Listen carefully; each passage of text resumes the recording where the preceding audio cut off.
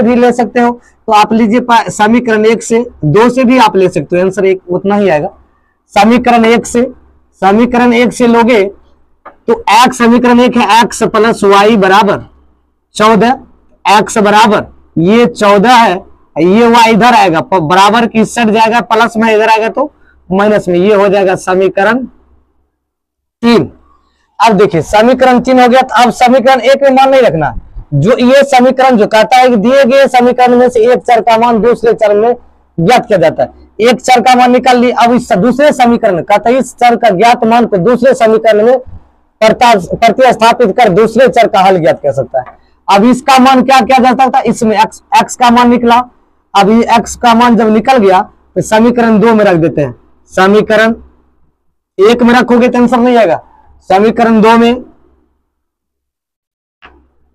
क्या करना है, एक्स का, यहां एक्स निकला, एक्स का मान रखने पर, एक्स का मान रखने पर देखिए समीकरण 2 है एक्स माइनस वाई बराबर 4। अब इस समीकरण x माइनस 4 है, तो अब x का मान कितना दिया है, x बराबर कितना निकला 14 माइनस वाई, तो यहां लिख दीजिए 14 माइनस वाई, यहां भी माइनस वाई है, माइनस वाई, ये y दोनों, ये वाला ये यहां है, बराबर 4। अब देखिए 14 माइनस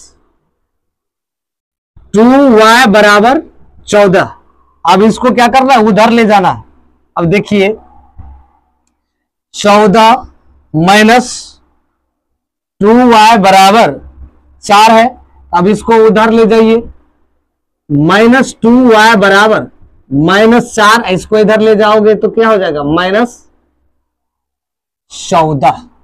अब देखिए माइनस 2y बराबर माइनस 4 और minus 14 minus 18, minus minus cancel, 2y बराबर 18, y बराबर 18, ये जो गुना में इधर आएगा 2 तो भाग में चल जाएगा, दोनों में 18, y बराबर कितना हो जाएगा 9। अब क्या करना है, समीकरण 1 चाहे 2 किसी में आप मान रखने पर, आप समीकरण 1 में मान रखोगे, समीकरण 1 कितना है, x प्लस वाई बराबर 14, तो x का मान आपको नहीं दिया है, ये इसका मान कितना दिया है 9 दिया है, बराबर 14।